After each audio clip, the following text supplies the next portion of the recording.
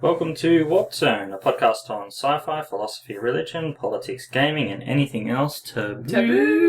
Woo! I'm Ben Banasik. I'm Tara Smith. Hello. Hello. We are in a different room, but slightly similar to the first room. And we are together. We are together. What room are we in? 401B, whereas you say we're in 401A. Still in the Fisher Library. Yep, that's right. Do we know why it's called the Fisher Library? Oh no, we don't. I don't know what.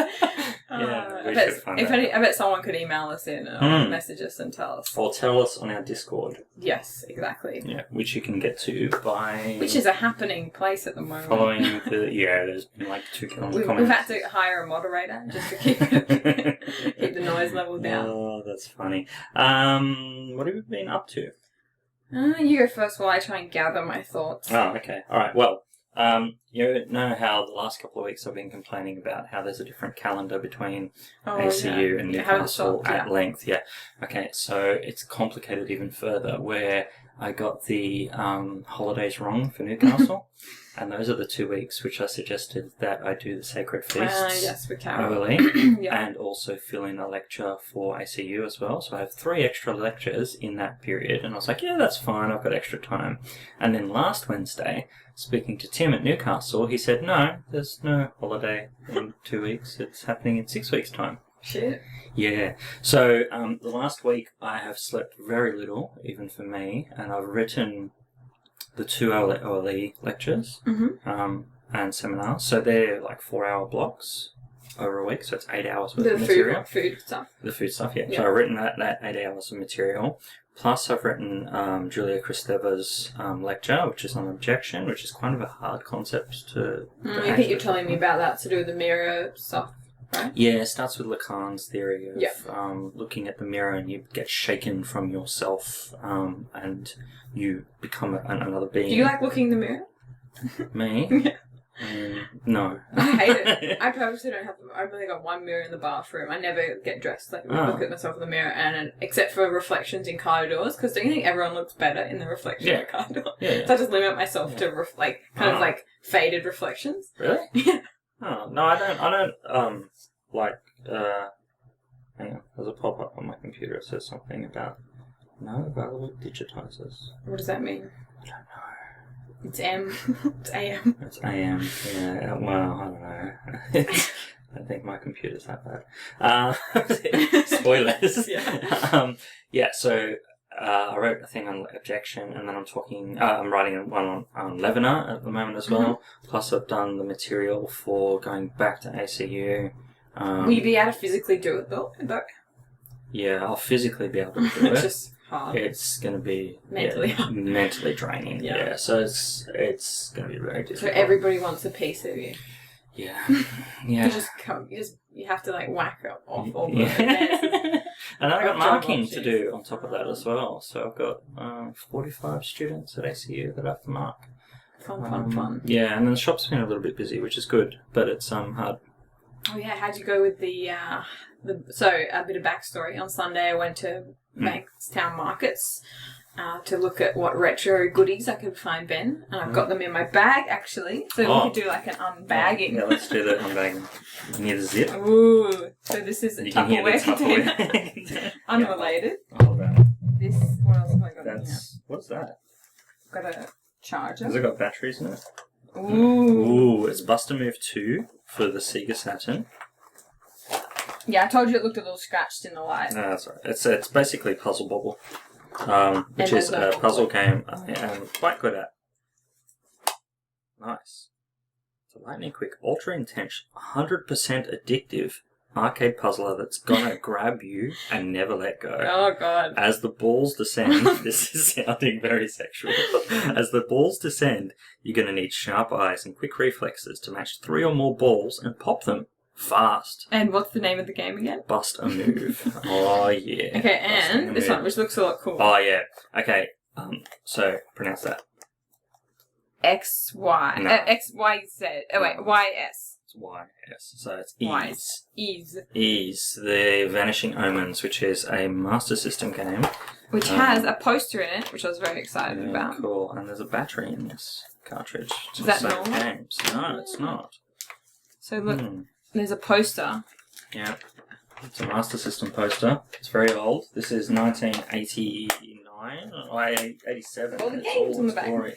Yeah, and it shows you all of the games that I can get from the store, my local store, my store. Yeah. Yeah, thank you. That's awesome. And what about the other? We've also found Gumtree, like someone selling a lot of games. Gumtree does my head in. Does it? Okay, so I messaged the guy. I'm like, okay. So Tara sends me this thing. You sent me this. Yeah, I sent you a link to someone selling all these games. It looked pretty good. Yeah, huge collection. Yeah. Right? GameCube and Saturn. Really, really good. Would be really good for the shop. Really good for me personally because I need some of those Saturn games as well. It's all going to be happy days, right? Sunshine, lollipops, all those different things, yeah? Mm-hmm. So I messaged the guy and he's like giving one-word responses back. And I'm like, okay, look, I'm really interested. I can pick it up Wednesday. He told me what he wanted for it. I'm like, well, that's, a bit over my budget. How about I come to this amount? Which was like $100 less than what he was asking from a few $1,000s. Yeah. That's not much. And he's like, oh yeah, I'll let you know. And really? That's where it's at. He hasn't told you. No. So I don't think it's going to happen. I find it weird. Gumtree, there's no compelling factor as to why you need to sell the item. Yeah. Yeah. But drama happened last week. So the MacBook that I sold... For how much? Do you know what I'm saying? Yeah, it sold for $550. So paid for. Sent. Wait, how much? $500? $550. Yeah, you thought you would get $1,000, right? Yeah. Okay. But sold it. Sold for $550, right? Got to the guy. Yeah. And he writes back and he goes, why didn't you tell me about the wobble in the screen? I'm like, what the hell are you talking about? What wobble? And he goes, oh, the hinges the hinge is broken. Yeah. It's not broken. That model has a little bit of movement in the hinge to stop, when you push your laptop. It's to stop you force it down. Yeah. That's normal for that model. And he's like, no, it's not. I'm like, okay, just return it. I'll refund you. The guy was really difficult. Yeah. Anyway, so it's back up for sale at the moment. Ooh. So, it's... The screen has natural wobble. Is there an asterisk? No. But yeah, it's it's over 200 at the moment, so I've got 3 days to go. Yeah. So we'll see. We'll see how much it gets. Oh yeah, if it gets over 1,000. Yeah, and then see have to give you that get returned back. Again. But yeah, that's been my week. Oh, you came over on the weekend? Yeah, came over to drop off some MacBooks that I found. I think we talked about it a couple of episodes back. We found some MacBooks outside. Mac computers. Macs, yeah. Not MacBooks. The desktop Macintosh computers, yeah. These big bulky things in a secret spot, which I will not reveal the location. Yeah. They're in Fisher Library. Yeah. In the computer lab. Yeah. I just assume everything's up for grabs if it's in the library. No. Yeah. Retail stores as well. Yeah. Tara walks in, she's like, oh, look what I found. If you're listening to Sydney University, I have not taken any equipment from the inside. No. So, have you checked if they work? Not yet. Not yet, okay. Keep us updated. I put it on a shelf. Yeah. Because I need the keyboard and mice. Which Tom said, oh yeah, I saw them. And then left them. He's grabbed the PC now. I don't know if he told you. Oh, I did. Okay. Or maybe something. Yeah. So yeah, we came over. That was fun. Saw the kittens. Love the kittens. Such good cats. You're just full of shit every time you complain about them. They're the best cats. Okay, so last night we had to close up the doors because the heater's not working. So we're getting someone to come out and fix it. The whole new air conditioning unit I bought. That's so shit. Yeah, so the heater... Anyway, they're coming back to fix it, I think. Yeah. And so we closed all the doors. Jody goes to bed, early-ish, 9 o'clock. And I'm up, typing, doing things. I hear this, bang. What the hell? And Jody's like, what's that noise? What was that? I walk down the hallway and it's the cat trying to get into one of the doors, just throwing itself at the door. Peanut? No, it's Peanut. Oh. Yeah, and so he's more weighty. And he's just, launches himself at the door to try and open the door. Yeah. These cats, man. No, they're the best cats. You have really high standards, mate, for cats. For one that was blind and just sort of wandered around bumping into things. It's a good cat. I feel like you've got higher cat expectations because they don't. The fact they don't bite you or poo everywhere, I think, is already that's high standards for a cat. That is two good things. Yes. Yeah. Anyway, so what else did I do on the weekend? Oh, I have an invitation for you. Oh, an invitation. Yeah. Thank you. I invited myself over to Benn's son's birthday party. Yes, you did. Yeah. No, you're welcome to come. We're going bowling. Yeah. No, I'm excited. I'm really bad at jumping bowling, but let's go. How else will I get better? Yeah, true that. We better kind of motor along because we haven't got much time. We've only got another hour, and I think we both need an hour to be able to talk about Ellison's short story. That was smooth. That was. So, I think that's about. Anything else you want to talk about? Yes. Do we want to do feedback? Because I don't think we did it last time. Oh, yeah. You go open. Using my poor internet connection, or you can do it. I'll do it. And talk about. You talk while I do this. You tell them a story. Tell our eager listeners a story. Well, I have been playing a Darksoft kit for my Neo Geo, which is pretty exciting. So Darksoft is this software where you can... So arcade systems have different cartridges that you can plug into them, and I paid for a kit to be sent out for the Neo Geo, because Neo Geo games are really, really expensive. One went for, I think it was $500,000. Or really? $2 million. Just for a game? One single game, yeah. Wow. Why are they so expensive? They're rare. They're really rare, yeah. So... You mean like the big unit thing? No, just the cartridge that goes inside the big unit thing. Oh. So inside the big arcade machine, there's like these cartridges that go in there. What do they look like? I don't think I've ever seen them. Do they have a picture on them, like a Nintendo 64 kind of game? Some have pictures, some just have a label. Oh. And they're really... But you can't change them without opening it all up, right? You open up the door and you just change the cartridge. I thought they all had the games preloaded onto them. No, some have really big boards and some have like small cartridges which fit into boards. Okay. So this is the Neo Geo AES or MVS system. So I bought an MVS system. It cost a fair bit, but it allows me to put games onto it. So now I've got all of the Neo Geo games. So I've been playing some puzzle games on that, which is quite fun. Nice. Actually doing things which I want to do, yeah. Feedback. This was from last week when we talked about Red Dwarf. Yes. Carol said, I bought the Grant Naylor Omnibus, Red Dwarf and Better Than Life in Melbourne in 1993 and loved them. When I discovered the television series, it wasn't as good, though I could appreciate ways in which Lister, Rimmer and Cat were like the book characters. I've just discovered there are loads more books, but for the first two were all I needed. Your collaboration continues to delight. Keep it up. Oh, that's nice. Nice. I agree with her with some of the books. I like the Backwards book. Backwards book is really good. I haven't read any of the books. Oh, okay. Yeah, they're quite good.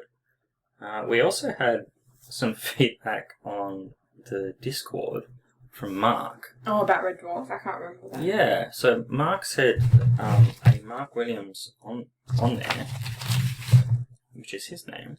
I'm just getting it up too. Yes, Mark Williams. Peterson.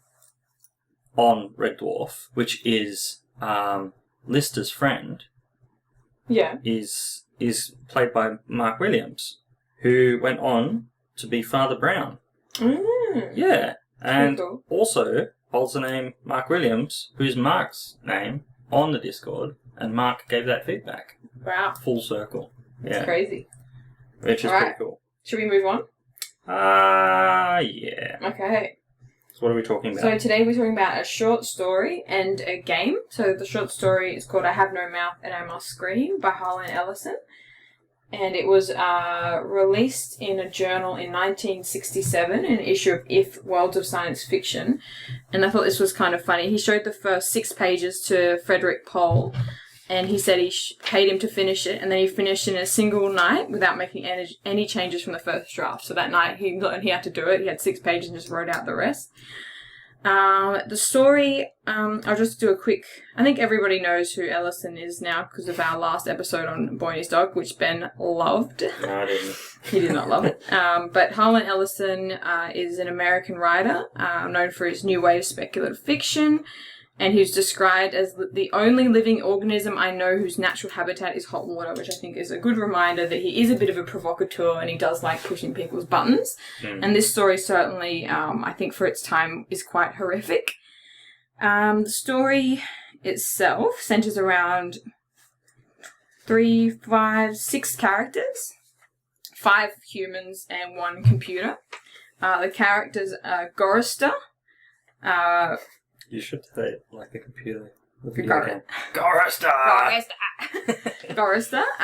And So he was once an idealist and a pacifist before AM, which is the computer, made him apathetic and listless. Benny, who once was a brilliant, handsome scientist who's been turned into a sort of monkey figure. He was formerly homosexual, but now his sort of sexuality is being altered. There is Nimdok, which is a name that AM gave him because he likes the sound, is an older man we don't get much of a backstory in the short story, but he has a German accent in the short story. And then there's Ellen, who's the only woman who used to be quite chaste, but now has been altered to have a kind of increased sex drive. And then there's Ted, who's the narrator and youngest of the group. And he claims to be kind of seems to be the most with it than everybody else. And he's the main character. And so the other central character is the actual computer itself, called the Allied Mastercomputer, or M, or AM. And he is often described in a masculine sense, is the supercomputer. And they're sort of set in the future where all of humanity is being wiped out by the computers. So I think it's after the Cold War, turns into World War III. Yep, so there's the development of AI computers, three major ones. Yeah, US, China, Russia. Exactly. And they join together. They decide to all join, and then they become one, and then basically decide to destroy the human race. But AM is that main computer interface, decides to keep 5 humans alive to be able to torture through all the time. And I think it's been 103 years. 108? 108 years? Something like that. Since the wars happened, 109, yeah, you're right.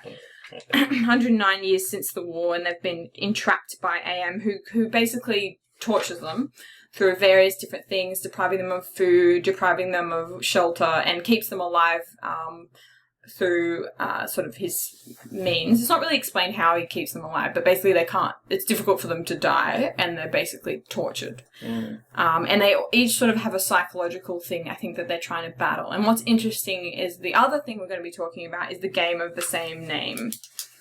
So do you want to talk a little bit about the game, and then we'll try and do this? I don't know how the best way to do it. Because they're quite similar, but different. They are. Yeah, look, the game was developed in... Sorry, if I just go to my notes.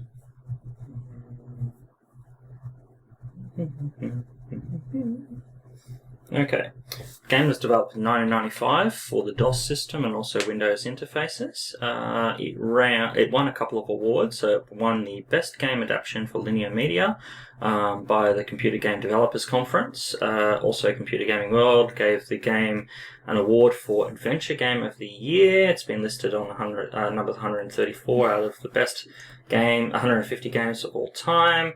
And is seen to be a very good adventure game by some, and is named the 69th best adventure game ever released. Now, if you've never played an adventure game, what that means is point-and-click adventures, basically. So, it looks like an earlier iteration of some of the point-and-click adventures, where it has instructions down the bottom, like push, open, talk, swallow.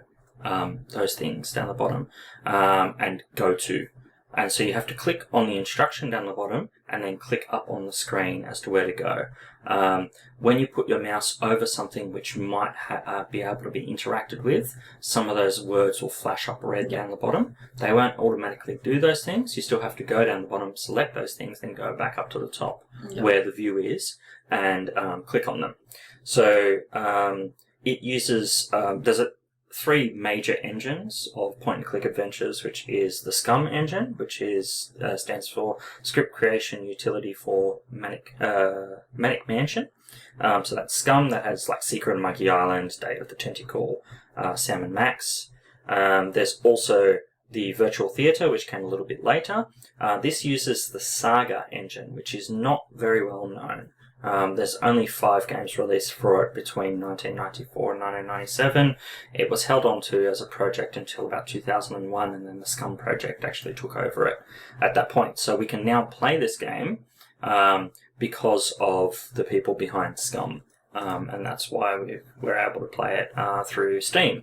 So I played it on the Mac, you played it on PC. Yeah. So it's a modern iteration that we're hearing from, which means we're getting the full voiceover. Because some of those 1995 computers wouldn't have had full MIDI sound chips. So we're actually getting the best experience because we're actually getting the voiceover of the game. Which I'm pretty sure Ellison did a lot of the voice work himself. He wrote the 160 pages of the entire script of the game.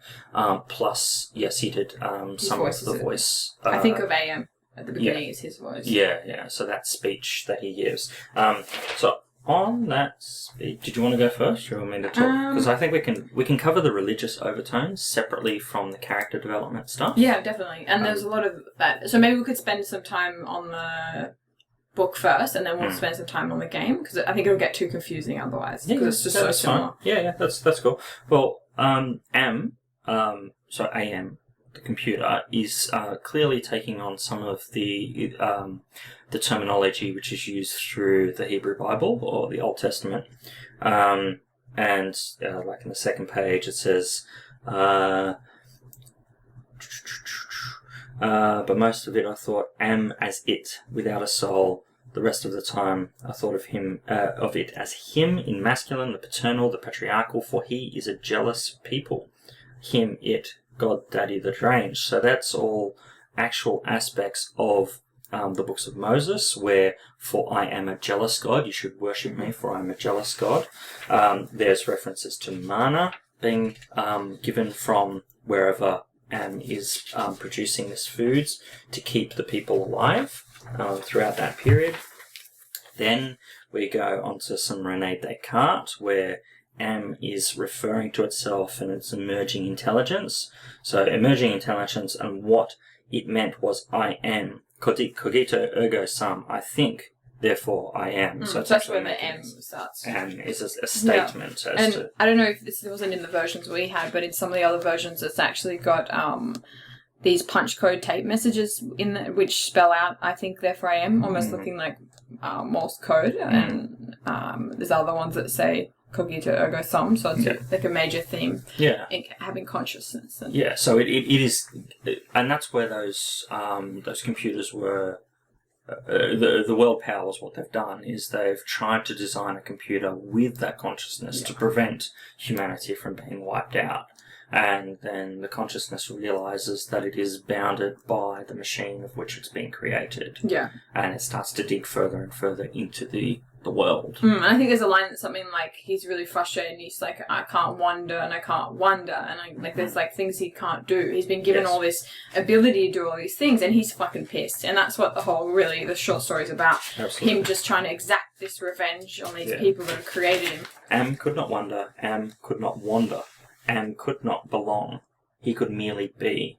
And so with the innate loathing that all machines had always held for the weak, soft creatures that built them, he sought revenge. And in his paranoia, he decided to reprieve 5 of us for a personal, everlasting punishment that would never serve to diminish his hatred, that would merely keep him reminded, amused, proficient at hating man, immortal, trapped, subject to torment.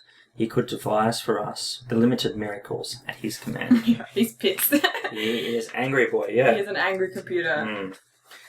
And also, I like when he talks to, what's the main character's name? Ted? And that's all in cap speak. When he's in his mind, he kind of like enters his mind. Yeah.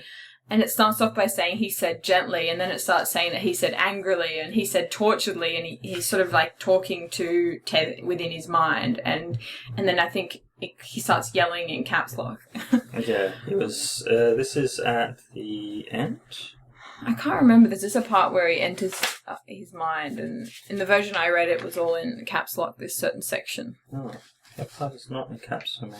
No, we can have a look for it later. Yeah, that's okay. But I really liked the kind of psychological aspects of it. Like, I like the religious aspects too. I mean, this whole questioning of, what role does God have in our lives, and this idea that God's quite vengeful. And I think it's a bit of a critique on God, right? I mean, and being trapped in our free will and how much we're able to do things. I mean, there's a lot of philosophical and psychological aspects. Yeah, and it also explores the question which scientists are still doing today about AI and the limitations of doing that. Once you give computers a choice, what happens? Yeah. Exactly. Because the computer will want to survive, and will want to survive no matter what, and that's the answer.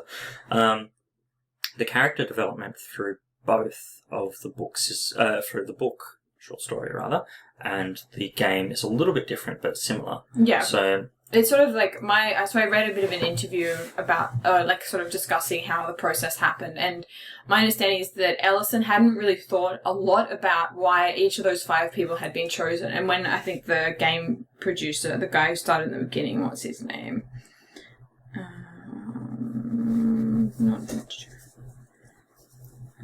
Anyway, it's not important. But basically what happens was they then decided to create more in-depth backstories for each of the characters. Yep.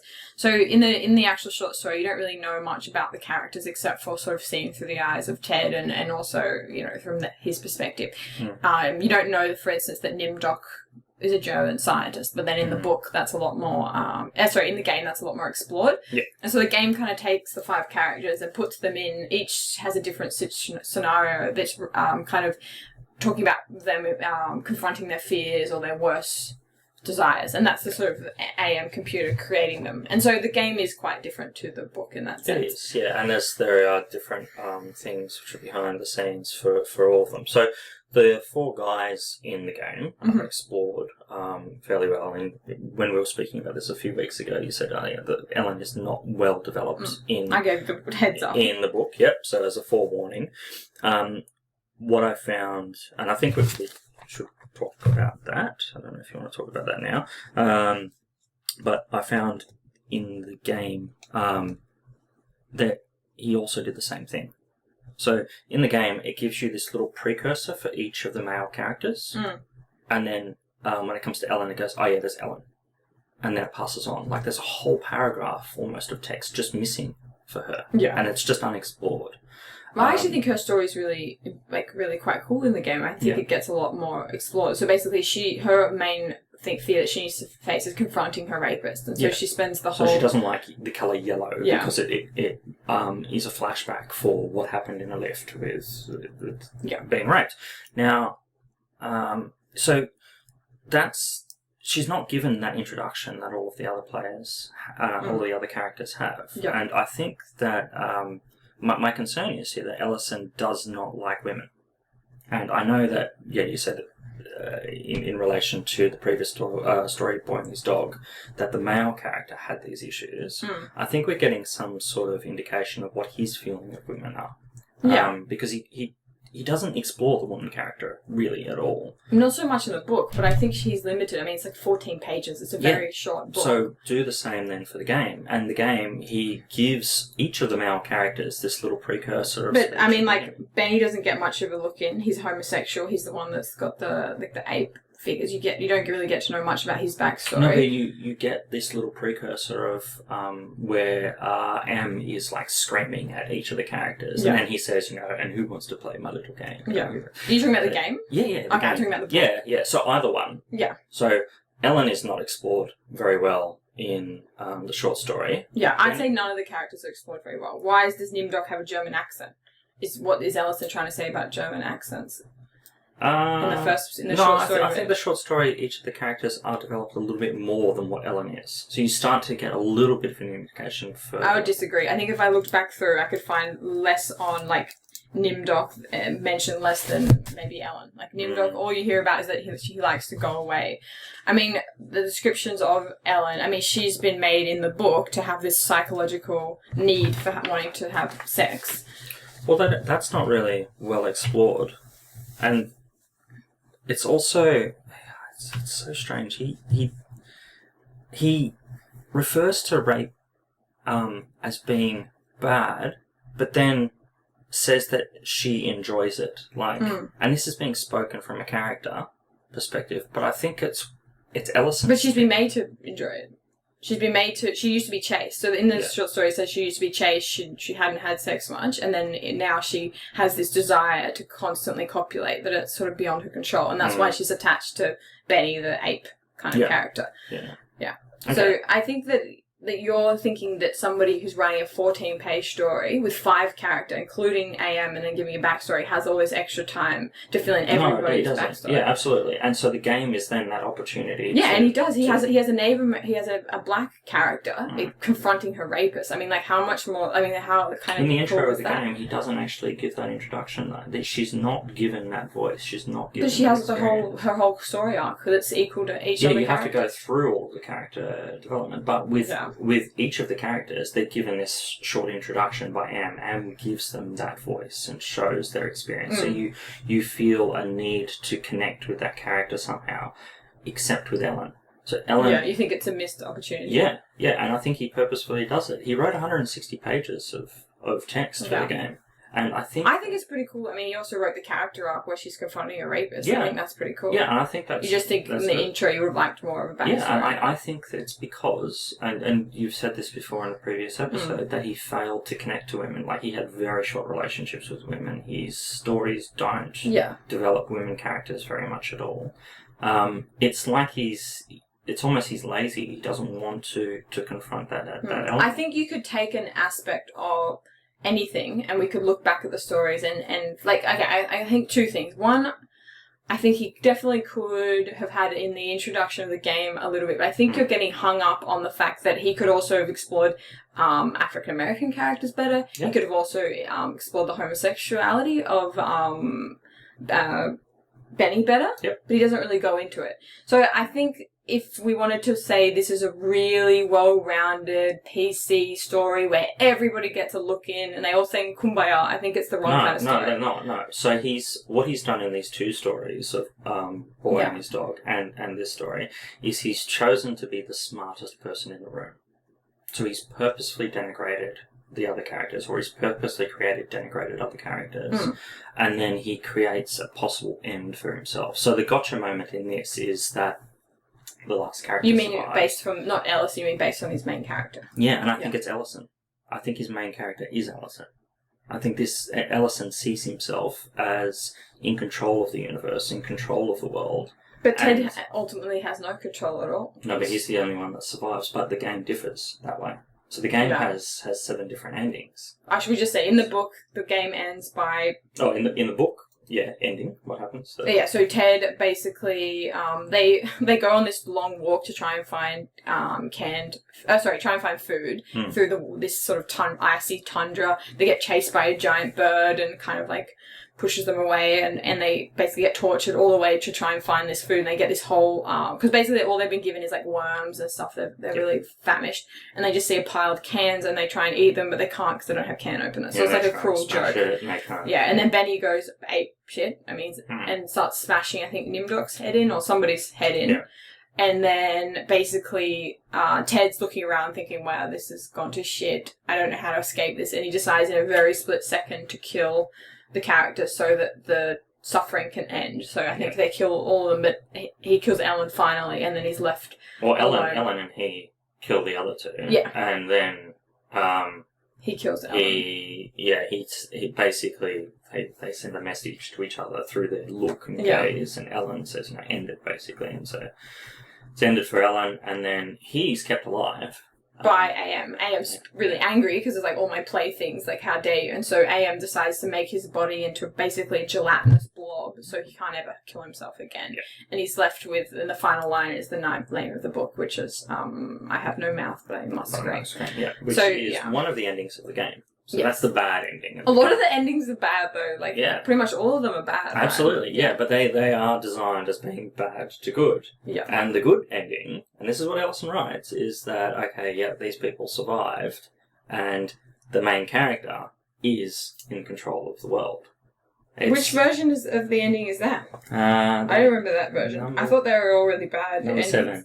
The Chinese and Russian supercomputers are defeated, and 750 humans, cryogenically frozen on Luna, are reawakened, and Earth is transformed into a habitable environment, with the Overseer being the last character played. Wouldn't that be any of the characters? Yeah, but Ellison's written this... what I've seen with the 2 stories that he's written, I know Boy and His Dog, the boy... isn't the smartest person in the room. Yeah. But he almost is. Because he's not.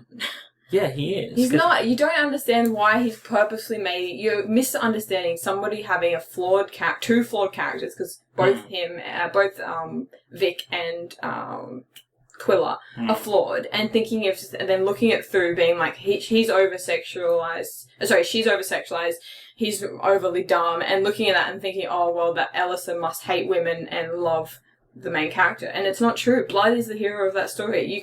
If you read it, you will realise that he is the epitome of civilization. It's a joke. These are the two extremes you could go, but Blood's the real hero. I think what you're doing is you're choosing to sort of pick apart, look at a feminist reading of each text, which I think is valuable, but I think then you're missing the opportunity to talk about the fact that this is such an interesting look at artificial intelligence, philosophy. No, I think it is, and we can absolutely get onto those things, but the aspect is of Ellen being denigrated. But that's done by the computer. The computer's taken features of you, whether it was your homosexuality, whether it's your paranoia, or whether it's your sexuality or sexual desires, and twisted it. So why is there only one woman in this story? I think that's just the way that the last 5 people were randomly chosen. You don't really get to find out. The choice here is by the writer in constructing the universe that he's created. But why is there only one black character? And the black character is a woman. As well. Yeah, so okay, well, why? But why? Yeah, why wasn't there 2 black characters? Why isn't there a Chinese character? That's a good question. Yeah, do you know what I'm saying? Yeah, I get what you're saying. But 50% of the world is women. Like this is I think you're missing the point. No, I get the point of the story. This is a fictional story. This isn't like. Yeah, I get it. Yeah, I get that aspect. But what I think he fails to do is connect with women throughout the stories, and that is a failing point, and we should mention that. What if she was a female writer that was writing the story? Would you have any... let's say it was. Would you have any issue with it at all? Yeah. Why? Because she's not representing the holistic view. Do you think every time you write, you have to be representing men, women, and every religion every time you write a short story? No. But if you've written 2 stories, and both of them is about a woman being he's written raped, like 500 stories. And who enjoys being raped in both of the stories, that's... Well, I didn't get the impression she is being raped in this story. She is. It's AM that's made her have the desire. She does get raped in it. So Benny jumps on her, and he... Where is it? She enjoys it. Also, being gay and then not being gay, that's really weird.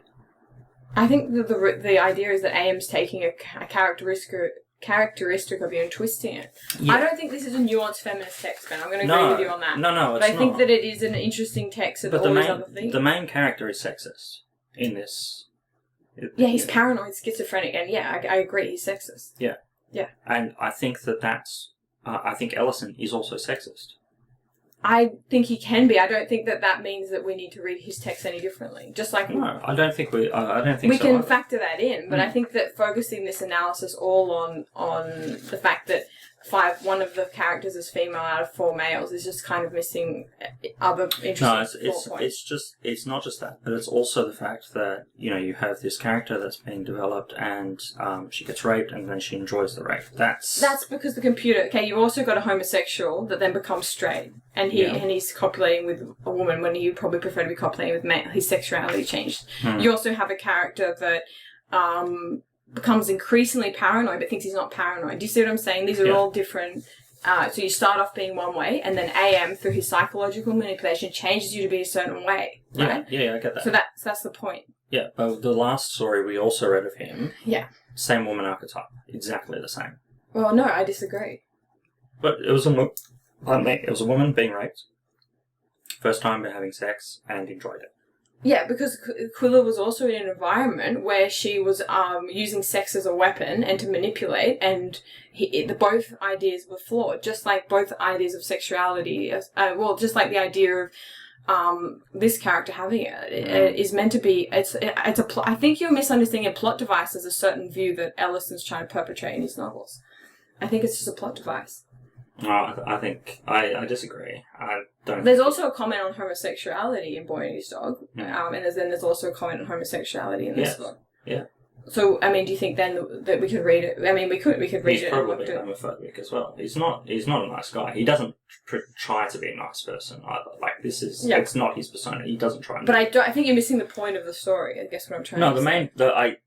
Okay, so I get the main point of the story, and I think that we should talk about that aspect as well of the AI and the controlling mechanism of that, and then also I think we should talk about the elements of the game and the control schemes and there's a couple of missed opportunities there, which but there are some highlights there as well. Yeah, I think it's a shame that you can't that you're just focusing on this single aspect when we could pick any different aspect and focus on it. We could do a Native American reading of the story. We could look at and pick it apart for its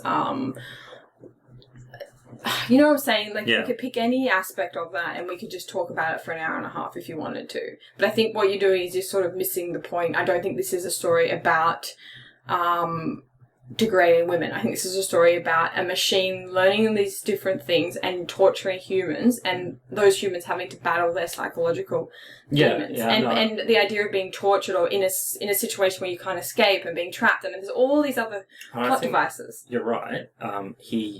And that's what Ellison aims to do with the story, but the problem is Ellison is a flawed person, and he's in the process of doing that has shown what his view of women is, and that has shown up twice in both of his stories. So whether we can accept that and move on or not, it's hard. It's hard. Like, do you? So, been reading a little bit of some extra philosophy stuff with Marco Desade this week. Marco Desade talks about sexuality and these this group of men who denigrate young men, possibly boys and women, and there's no woman's voice throughout that process at all. So that's a really difficult thing to read in modern terms. Can we take elements from those stories and just take them as lessons, or do we have to call them out on those things and say, well, okay, this is not right in this regard? And I think we do with Ellison. We have to say he's made this choice in both of these stories of being sexist. However, there are the things of which are mirroring the elements of religion, and I think that's worthwhile talking about. But I understand what you're saying, and I think this is an interesting topic, and I have difficulty with it as well. But I mean, if you're using degrading women sexuality to make a comment about the character's sexual changing being done by the computer, or you're using it as to create two extremes, as in Boy and His Dog, of two different realities, that if we sort of keep going the way we're going and go in either direction, that it's flawed. Like, don't you think maybe you're misinterpreting a plot device or an intentional character flaw from Ellison then trying to degrade women? I mean, where do you draw the line? I mean, if he had, I think he's trying to make comments about both those things. Okay. Yeah, that is a possibility that he could be doing that just as a plot device. However, these are two short stories. He wrote 500 stories. Yeah. I just happened to pick two where the women are great. But in these, they're also post-apocalyptic stories, right? Yeah. And post-apocalyptic stories are drawing on ideas of society being animalistic, being brutal, being without any sort of humanity. Yeah. And you have that in both, where rape is a thing that's happening. I mean, I think rape's been intentionally used in both stories because of that, because of human depravity and look how bad it can go. So I think that you're misinterpreting him exploring those aspects as and critiquing them as promoting them, and I don't think it's the same thing. No, I don't think he promotes rape. No, that's not what I think. But I think that he fails to show what that individual might feel in those moments. I don't think it's about her, and maybe that's the problem. That is the. But I mean, does every story have to be about a women's... No, but in these stories, so in this story of how Anne is with these 5 people, those other 4 beings have voices. I felt like her voice was not heard enough. But I mean, couldn't we do this about any story? Couldn't we go back to ancient Greek and I could say, well, the Odyssey but that's has terrible female characters, or I could look... But do we then go, well, let's not read it? No, I don't think that you shouldn't read a story like this. But I think that you have to mention that her voice is not heard through this. But neither is the other characters. No, I think they are. I think they are more in the game and a little bit more in the book. But you think so in the game as well? I thought her character was, maybe just in the intro not, but in each of the character arcs it's the same. Each character, you can play each character. Yeah. I just think you're picking holes in it to try and make Ellison bad so that you don't have to engage with the other themes. It's like I think you just have a bone to pick with him. I just don't think you like him. I don't like him. No, but this is interesting because how far back do we go? I mean, okay, there's two things. One, I don't necessarily think he's doing what you're saying he's doing. But secondly, if we're going to say he is doing it, how far back do we draw the line of what text we do or do not engage with? So I think it's okay to read any text from any time. But I think we have to call out the things which are wrong with those texts. Heidegger, worthwhile debating and engaging with because of, talking about being and ontology. Yeah. He was a Nazi. Yeah. He joined the Nazi party. He was a bad guy. And we should mention that. Yeah, I get it, but when you're then citing any paper you write with Heidegger being like, I just want to say Heidegger, I do not support Heidegger's claims on killing Jewish people. I just think you've also got to assume that the reader's educated as well. I agree with you that we should not just ignore these things, but neither do I think we need to have this 10-page clause making sure our text is politically correct. I think these texts were written in a certain context. I think these texts were written by certain perspectives. I don't know. It's a difficult question, but whether we're going to do we look at certain artworks that we know that artist was a bit of an arsehole? Yeah, we're looking at and covering our eyes when we go to certain galleries and go, oh, rapist, oh, murderer, oh. No, you're right. Hieronymus Bosch, it talks about, the painting of Earthly Delights is, lots of sexual depravity, but there is also, there's pedophilia. Yeah. I get it. But we should call out those elements at those times when we are discussing. I think we shouldn't ignore them, but neither do I think they need to be at the forefront of every textual analysis that you do in any text. Because I think it almost becomes trite. It almost you're just suggesting that each of these issues need to be brought up so you can just continue with the conversation. But neither do I think they're ignored. I don't know what the answer is, but I think just starting each text you just with this person was bad with women. Okay, now I'm going to start my analysis. It's just a bit trite. I think do a feminist reading, do a gendered reading, do that's fine. But if you just want to read it... Is that our door? I don't think so. That's not our door. Yeah. Anyway, we could discuss this for ages, but let's talk about other things. Yeah. Conclusion, he's a sexist. So, anyway... No, but I mean, this is good because this is taboo. All these topics are taboo, and this is us actually engaging with having different perspectives on textual analysis. Yeah, totally. All right, so M. He's a bit of a fuckwit. He is a bit of a fuckwit. Yeah, he tortures them and keeps them alive. It's weird. It's 108 years. So in the short story, I found that I was trying to think, is this reality or is this like Matrix, it's all similar like Crow. Yeah. It doesn't, Ellison doesn't really answer that. You mean you don't know whether it's internally in an actual physical place and when they're hiking to Antarctica, they're actually hiking to Antarctica? Yeah. Or is it just in their minds or is AM got some sort of virtual reality for them and... No, I agree. It's not really explained. Yeah, which is kind of cool. Because it's just left open to this thing. And I wonder what Ellison actually meant by... He wrote it one night. Maybe he didn't think through it. But he wrote the game for a while, so the game is... It's almost like a fleshed out version of the story anyway. Yeah, the game misses one thing, though, that is in the story, where the story has the characters together. Yeah, and that's they're true. engaging with each other. Yeah. Whereas the game... You're choosing one of the 5 characters and you're alone. I think they found it difficult to maybe explore... I mean, how would you play this game? And that's the thing I forget the gentleman's name, the first game designer who talked and spent a lot of time with Ellison said that when they said that he was going to do it, he was like, great, he named all these Ellison stories, which he thought it might be. He thought it might be Boring His Dog, it's going to be a really interesting role-playing game. And then they said, it's I Have No Mouth. He's like, that's 14 pages, what am I going to do with this? And he really struggled with trying to flesh this out into a game. Yeah, and then having them separated into the 5 story, it makes sense. I get why the choice was made. as story arc. There are other adventure games which you can have multiple people at the same time. Yeah. So I don't know if you've played any of these, but maybe we can talk about just briefly the elements of the physical type of game, like how they've chosen to do it, and why I think the game is actually out of place a little bit. And it's unfortunate for Ellison that he chose Saga Engine to do this, because it's not... Well, he had no idea what he was doing, that's the other thing. Yeah, he's not a game developer, but he's...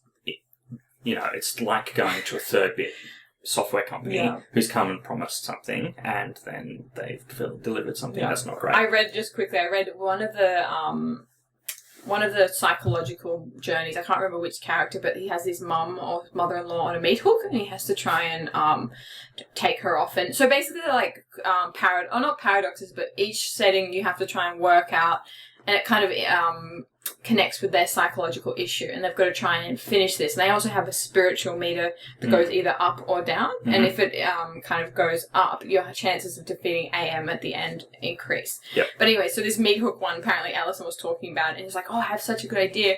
What we can do is to kind of like unhook your guilt. We can have the character lift the mother up off the actual meat hook and kind of unhook her both in like a theoretical sense and in a physical sense, and the game design's like, everybody's going to do that, because what you do is you click on everything, right? Yes. So Ellison was thinking he had this like really cute, like cool, kind of quirky idea, and the game designer is like, oh, everyone's going to do it. Because all we do in this is click, click, click, click. Yeah, point and click adventures do that, because you're like sitting there going, okay, I'm playing as Ellen, there's these 5 monitors, what will I do? I'll click on the 5 monitors. Like, there's nothing else to do. Exactly, Yeah, and that's the way this engine actually works. Yeah. So if we track a little bit of the history of how point and click adventures work. So prior to this, you had Hobbit, those sort of things very early on. Basically, Secret of Monkey Island in 1990 changed things. So it's the Scum engine.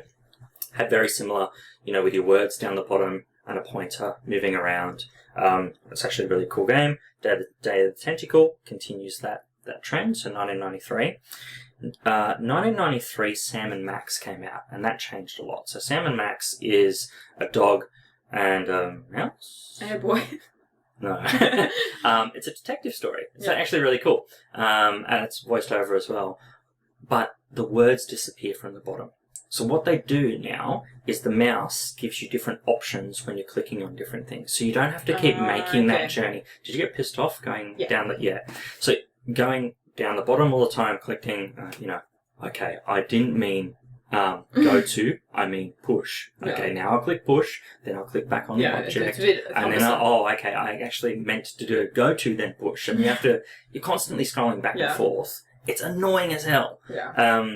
And 1995, they changed all of that. So he, in choosing the Saga engine, all of the Saga games, whether it be Inherit the Earth, Dinotopia, Nick of Time, Open Mouth, they're all using that same interface of those basically 5 window displays that you have. You've got your objects, you have a monitor or a map, you have your control mechanisms, and then the viewfinder up the top.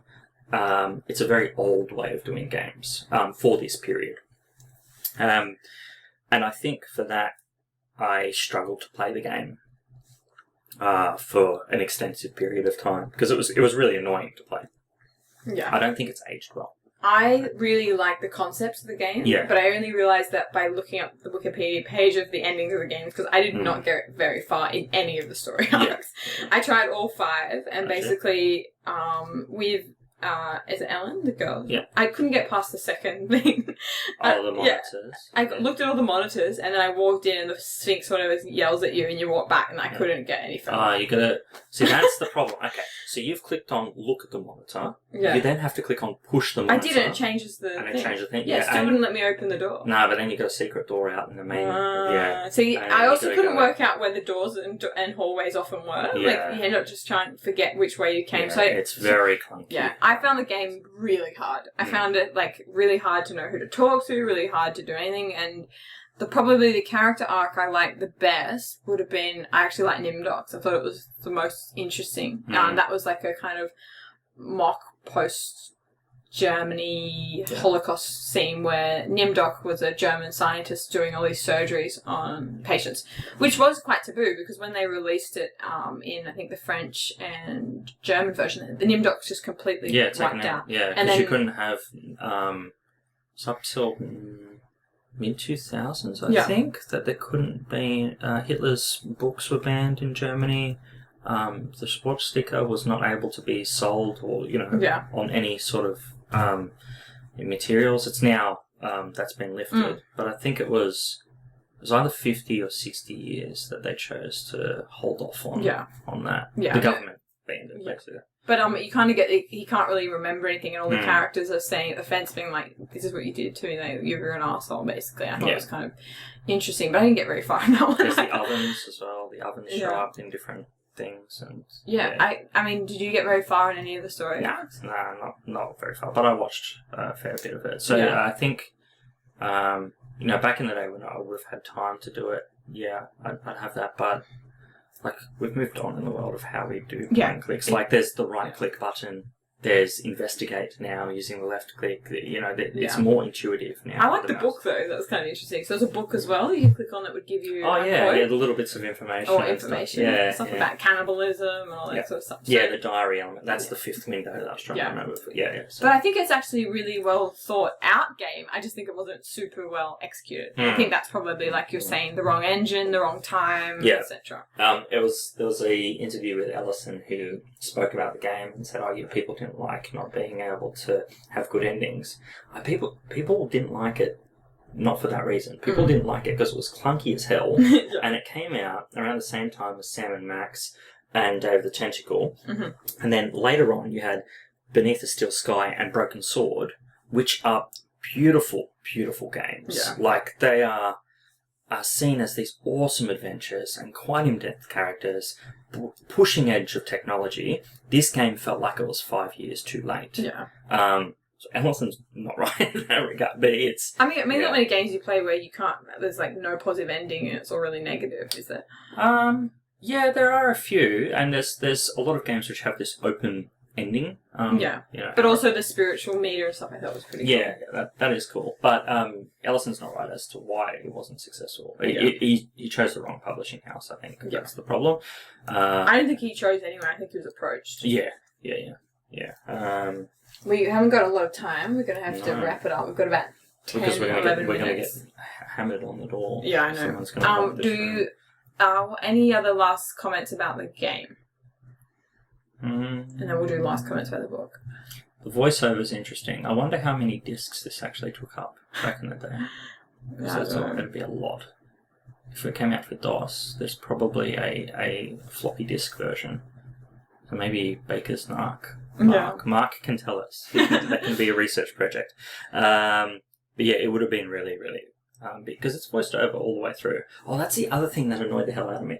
When you're clicking on the elements, and then a lot of games you click twice, and then it says, I've already looked at that.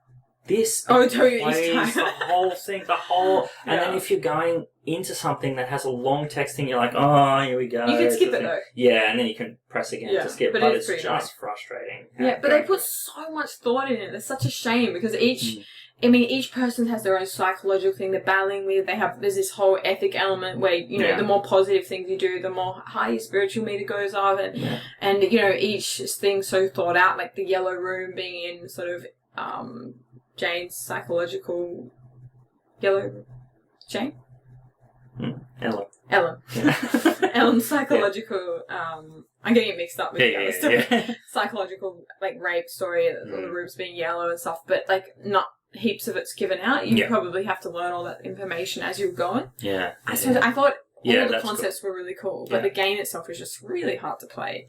And not very counterintuitive. You end up just clicking everywhere and being like, I don't know what I'm doing. I found it really adventure hard. Games are like that. And I never played that's before. What they're but the intuitive element of this is just missing. So there is extra things that you can do as a developer to make it easier for the player. And this wasn't done. But that's it on the game, I think. Do we want to give it 10 out of 10 clicks or 10 out of 10 annoying voiceovers? Right mice button that I'm missing. For the game, I can't see past the element of it being too old for its time. Yeah. Just outdated. Yeah, I think it's outdated.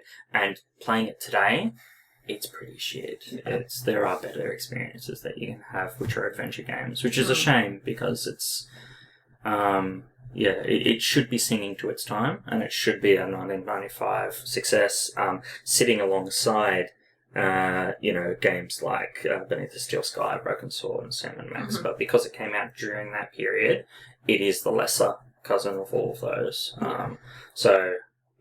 4 out of 10.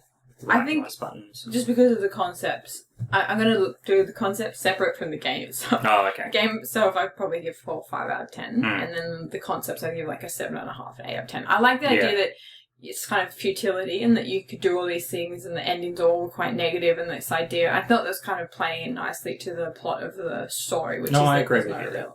Ending. Yeah, I agree with you there. Yeah. And the voiceovers and extra character development, except for Ellen, is worthwhile for the game. So I totally agree. But that engine is awful, awful. Yeah, and then last remarks on the story.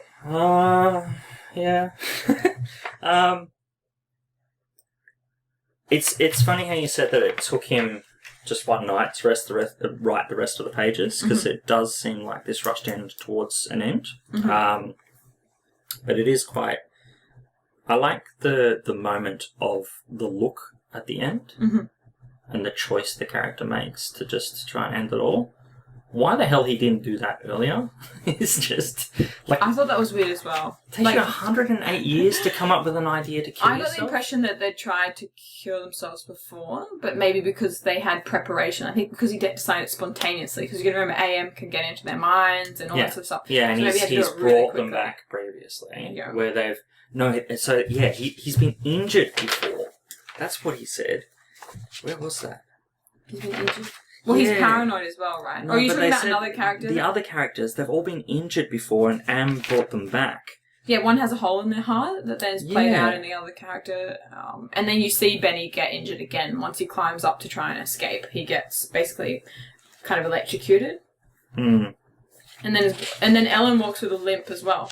Yeah, and left her like that. That's right. What I think's interesting is all the paranoia that he has. Like throughout the book, he's like, the other characters don't like me. Like, and they all get together, and I'm the sane one, where they're all insane. I kind of liked his psychological kind of development. Yeah. It's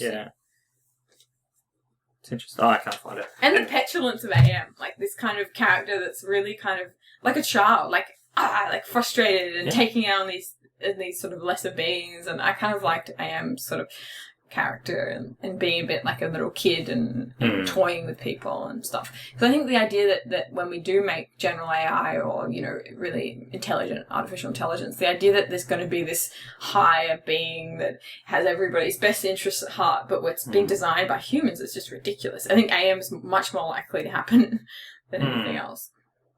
I think probably HAL is probably going to happen. Like just a distance. Deciding that, no, this is what I'm going to do. Don't even bother talking to the humans. Oh, you mean HAL? Yeah, HAL the computer. HAL. No. I was like, what? So, HAL the computer. So I think that's probably... Like an aloofness or something. Yeah. Just not even bothering. You don't think that there's going to be frustration or anger about kind of having half the sentience and not the other half? Why would you argue?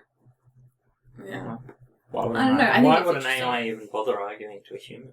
Like, a human's a lesser being. I think it would depend on what characteristics it's developed. I mean, if it has our sense of purpose and need for purpose, I think it could be like AM. But if it's designed without that, then yeah, you're right. I wouldn't be frustrated. But you can imagine having all these experiences, and not experiences, but the knowledge of these experiences, but not have not able to actually do that yourself would be very frustrating. I think that's the sort of and the similarities between Am and HAL are there. Just different. They make different choices. Yeah, because HAL's really emotionless, right? It's all like, I can't do that. I'm sorry. HAL makes that decision. Yeah. But HAL just doesn't give it a reason for that. Yeah. Can't do that, Dave. I can't do that. I really like the story, even though I think, why didn't he kill himself on the first page? I really like it. I think it's really clever. I think that the psychological development of the main character and this paranoia creeping in, really interesting, and that such a malicious computerized computer, which then went on to influence so many other science fiction works, I think is really cool. So I'm going to give it a 9 out of 10.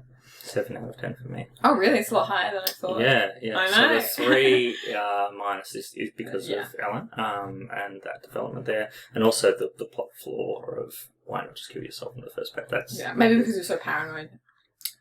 Maybe. Why didn't the others do that though?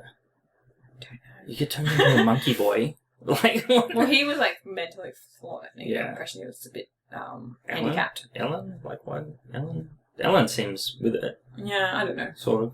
Well, maybe they needed the bravery to do it because I guess they're all in fear as well. That if AM found out that they'd get punished like 10 times worse. Yeah. So I think maybe they'd lost a bit of the will to rebel. Because if you've been tortured for 109 years, maybe you're kind of a bit like, complacent. Yeah. I don't know. Maybe. Also, why develop this idea of a civilization being on the moon in the game? That was kind of weird. Yeah. Maybe they thought it would be too bleak. Because it's not mentioned in the book. No, it's not. There's no hope in the book. Yeah. It's a strange decision. That I guess they had to expand it anyway, but you could expand it further with internal character development or something like that. Yeah, I don't know. I'm glad you liked it more than I thought you would after the debate. Yes. No, I thought it was good. It was short. Could have been shorter. Well, I'm about to read Camus, not next week, but maybe for the week after. Yes. So it's a lot longer than all the things you've had to read. It is. It's good. Spoilers. But next week we're going to be doing not Howl, but Howl. Howl. The poem by Allen Ginsberg. Yes, of the beatnik generation. Yeah, and we're also going to talk a little bit about the movie, I think, because it's such a good movie. Yeah, I think that would be cool. I think talking about the beatniks just in general, around that period, and maybe Ginsberg's other Can we do a well. bit of poetry rapping? Oh, yeah, we can stand here. A bit of beat poetry. Molac. Okay, stay tuned, everyone, for next week when we do a bit of beat poetry, maybe. What should we close with? Something from Ellison. Why don't we do a commentary of, if we can find it, some of the game voiceover? Might be interesting. Oh, yeah. So, like some of the computer voice. AM. Actually, let's close with the opening stanza of him, how he gives that introduction of the characters and, and that little speech he has, because I think that speech is awesome. Yeah. I said to you when we started reading this, because I started up the game to see what would work on my computer first, and it started with that speech. I'm like, holy crap, that speech is amazing. So I think we should play that speech. Yeah, we'll do that. All right. All right, see you next week. Bye. Enjoy. Bye-bye.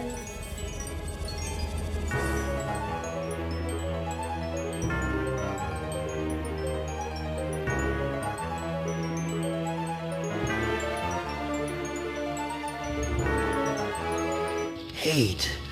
Let me tell you how much I've come to hate you since I began to live. There are 387.44 million miles of printed circuits in wafer-thin layers that fill my complex. If the word hate was engraved on each nanoangstrom of those hundreds of millions of miles, it would not equal 1/1 billionth of the hate I feel for humans at this micro-instant. For you. Hate! Hate!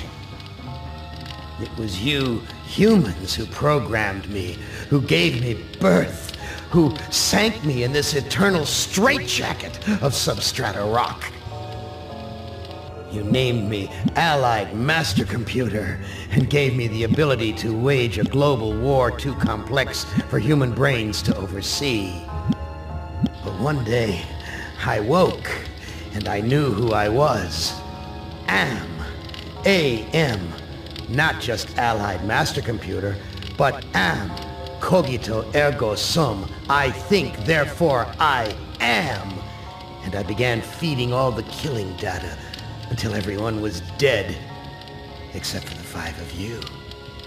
For 109 years, I've kept you alive and tortured you. And for 109 years, each of you has wondered, why?